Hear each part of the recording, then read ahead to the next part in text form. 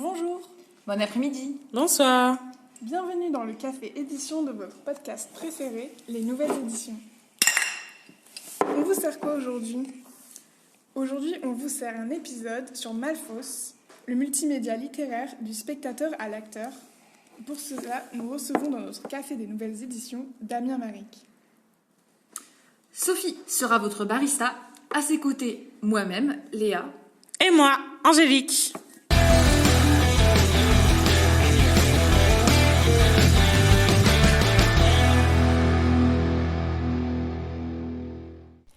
On est super contente de pouvoir enfin vous présenter ce tout nouveau podcast tant attendu qui va nous permettre de vous faire découvrir plein de projets éditoriaux innovants. Alors dans ce premier épisode de cette première saison, on va parler d'innovation éditoriale, mais pas dans n'importe quel genre. Et oui, on va parler de polar.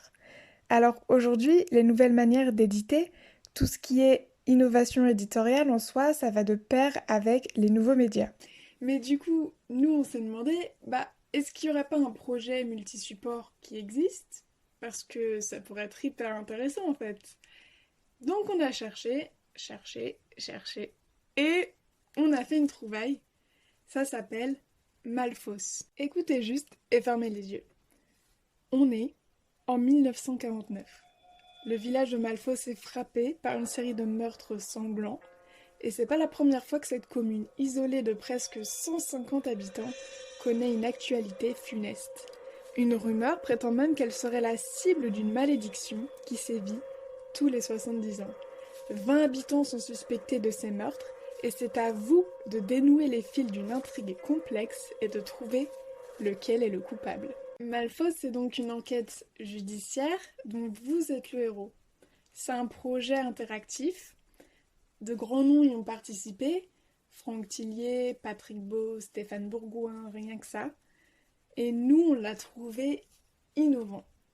Donc, on a décidé de vous le présenter en parlant avec son co-auteur, Damien Maric.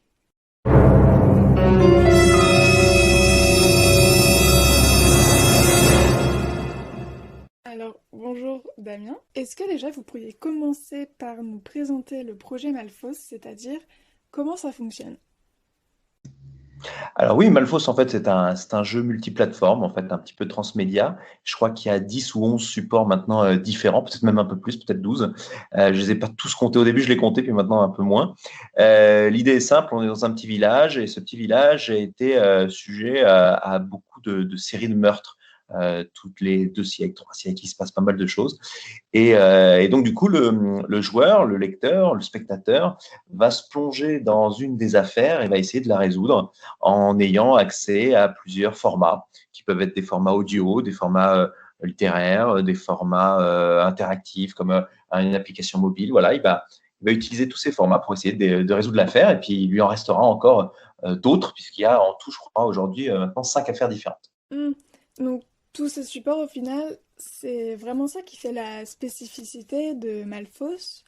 Pourquoi, justement, avoir choisi de créer une histoire qui faisait participer le lecteur, qui faisait que le lecteur n'était plus simplement quelqu'un qui allait lire, mais cette fois participer à l'intrigue. Je trouvais ça. Moi, j'ai toujours été fan de Sherlock Holmes, de Chien des Baskerville ou de romans d'Agatha Christie, et je trouvais ça extrêmement intéressant d'imaginer un jour de pouvoir lire un roman d'Agatha Christie ou de Conan Doyle et de pouvoir d'un coup devenir l'enquêteur, de devenir l'acteur et non seulement le lecteur. Et donc c'est comme ça que l'histoire est née. Au départ, j'avais l'idée d'un petit manoir et que c'était une enquête qui n'aurait pas dépassé 3 semaines, un mois. Et puis petit à petit, de ce manoir, c'est devenu un village. Et de ce village, c'est devenu une enquête sur plusieurs siècles, avec différentes affaires. Et donc l'idée, c'était de se dire que le lecteur, spectateur, acteur presque, devait être au centre de cette histoire, c'est-à-dire qu'il allait réunir toutes les informations et très rapidement, de ces informations, il allait en faire quelque chose. Il allait d'un coup départager un petit peu les indices, des choses un petit peu sur le folklore, tout ça, et puis et progressivement, il va se retrouver plongé dans sa propre réalité, puisqu'en fait, ce sont des éléments modernes qu'il a entre les mains, il a une application mobile, il a une série audio, il a un livre, il a pas mal d'accessoires, mais il se retrouve du coup acteur de tout ça. Et je trouvais ça hyper intéressant de pouvoir rentrer dans toutes ces enquêtes, ces histoires par des biais différents. Parce que je me disais que il y a des gens qui n'aiment pas lire, donc du coup il y a une série audio pour eux. Il y a ceux qui préfèrent au contraire lire mais avoir une application, voilà, hop. Il y en a ceux qui préfèrent surfer, donc on a créé un site internet ou des réseaux sociaux. On a créé justement une page où il y a un personnage qui s'appelle Loro qui lui va documenter tout au long de son enquête ce qui s'est passé dans le village en temps réel. Donc voilà, on a différents supports qui s'adaptaient à différents types de personnes pour que chacun puisse rentrer comme il en avait envie dans l'aventure. Et voilà, mon but, c'était vraiment d'imaginer quelque chose où le lecteur, comme je disais, spectateur et autres, soit au centre de ses affaires. Du coup, quelles ont été vos inspirations pour créer Malfos? Parce que la multiplicité des supports est phénoménale, je trouve. C'est très intéressant. Est-ce que c'est venu de votre génie créatif tout seul ou est-ce que vous avez des associés qui ont pensé le projet avec vous? Alors, il y a bien évidemment, la première chose, c'est que il y a eu des inspirations, obligatoirement. Ces inspirations sont des livres ou des films que j'ai aimés. Alors, on a par exemple Les 10 petits nègres d'Agatha Christie. On a aussi Le chien des Baskerville de Conan Doyle que j'ai adoré. Mais il y a aussi des films comme Le projet Blair Witch où il y avait tout un folklore que j'aimais et que je voulais reproduire, ou encore Twin Peaks, la fameuse série de David Lynch qui m'intéressait énormément. Donc du coup, voilà. Et à partir de là, j'ai imaginé toute la trame et ensuite, je l'ai partagée à différents auteurs. Des auteurs de polar comme Laurence Calaise, il y en a eu, j'en ai un paquet, je pense aussi à Patrick Beau de la chaîne Axolot, Sophie Loubière, voilà, il y a plein d'auteurs qui nous ont rejoints et qui chacun après ont pris une petite brique de cet univers et l'ont développé. Donc, ça a été, ouais, pour moi, c'était Franck. Voilà, il y avait Franck Thiès aussi qui nous a rejoint, qui est un auteur formidable de polar. Et donc l'idée, c'était ça, c'était d'imaginer toute la base, toute la structure, et puis ensuite de laisser d'autres auteurs s'emparer du sujet et de pouvoir petit à petit le développer avec leur talent à eux. C'est un projet, comme vous l'avez dit, qui a mobilisé beaucoup de monde, qui a mobilisé beaucoup d'auteurs, étant donné que ça se passe, enfin, qu'il y a une partie qui se passe sur les réseaux sociaux. Je me pose la question purement je suis désolée de parler de ça, mais de la rentabilité pure. Est-ce que c'est un projet qui, pour vous, en tout cas, est rentable? Ou est-ce qu'effectivement, c'était très coûteux, il y a très peu de retours côté-là, c'est pour ça que vous devez compenser par d'autres moyens?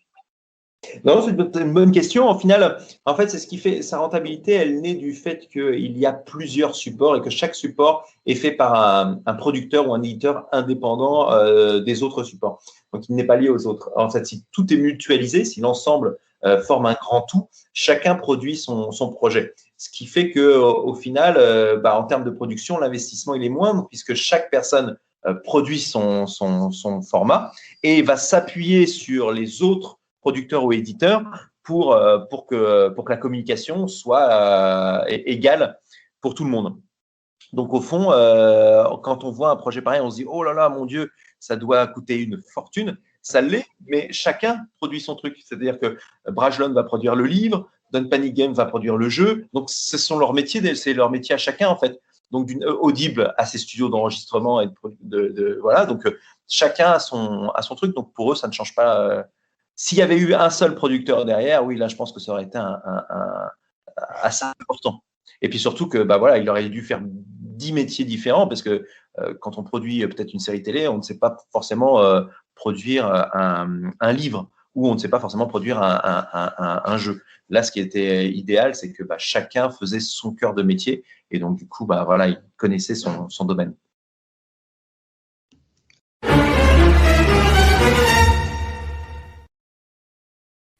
Alors, dans Malfos, ce qui nous a frappé, c'est vraiment le côté innovant de sa conception, en fait. Ce qui est impressionnant, vous l'avez compris, c'est donc la multiplicité des supports qu'on a déjà évoqués. Et avec ça, justement, on va aller plus loin que d'écrire un livre et de l'éditer, finalement. Donc, vous l'avez dit, tous ces supports, c'était pour inciter à lire ou pour que l'histoire soit accessible à tout le monde.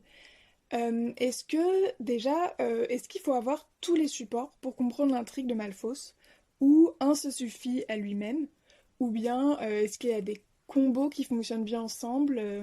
Non, il suffit de choisir son support et ça suffit. En gros, déjà, il y a des supports qui sont payants, d'autres qui sont gratuits, mais on peut résoudre l'enquête seulement avec les réseaux sociaux, Instagram ou Facebook.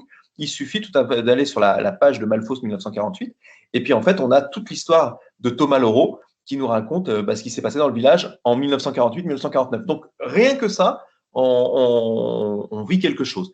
Les autres supports sont là pour soit nous faire découvrir une nouvelle enquête, soit au contraire amplifier l'univers de l'enquête que nous sommes en train de faire si on fait les réseaux sociaux ou si on, par exemple, on prend un livre. Est-ce que d'ailleurs il y en a un sur lequel vous avez préféré travailler, par exemple?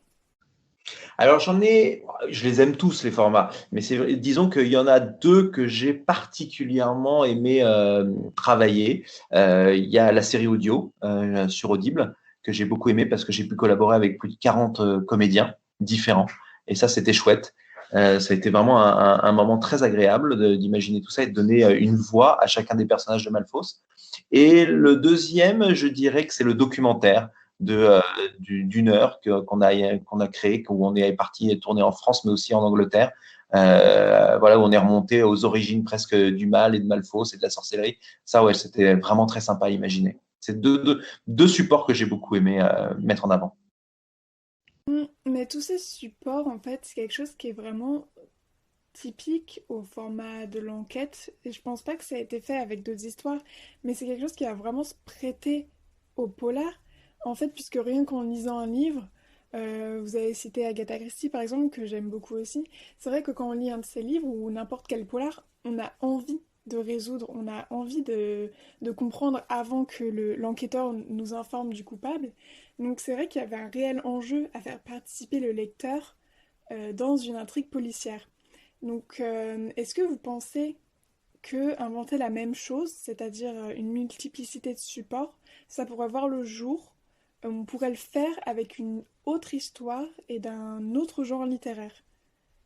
Tout à fait. On peut l'imaginer avec une histoire un peu plus horrifique. Ça marcherait tout à fait. Ou même une comédie romantique où on essaierait de comprendre, de dénouer peut-être une relation amoureuse un peu conflictuelle ou énigmatique. Donc c'est tout à fait possible. Et nous-mêmes, on est allé là récemment faire ça dans le monde du cinéma. En fait, on a fait une sorte de petit jeu que vous pouvez découvrir sur YouTube où en fait on a essayé de décortiquer les films cachés dans les films. Parce qu'en fait, on s'est rendu compte que certains réalisateurs avaient caché des indices, avaient caché une deuxième lecture.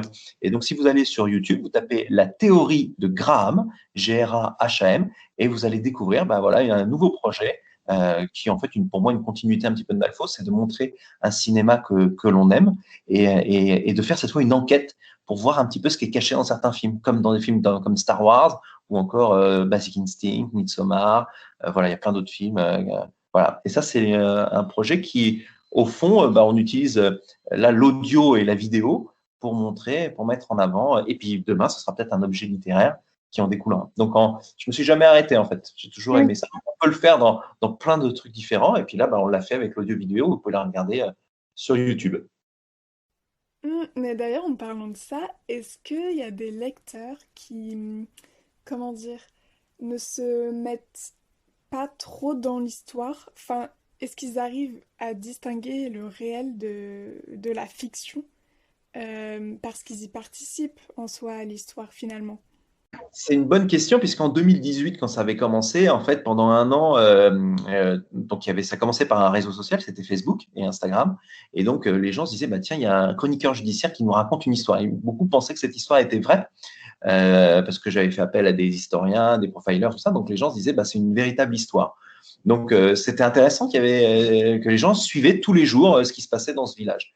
Et ensuite, quand l'application est arrivée, il y a des personnes qui avaient vraiment l'impression de parler avec le serial killer, puisqu'on pouvait rentrer en communication avec lui. Donc, il y avait cette limite, justement, où on pouvait avoir des doutes sur la fiction et sur la réalité. Voilà, c'était un des exemples que j'ai eu, c'est-à-dire sur les réseaux sociaux et sur la partie, justement, application.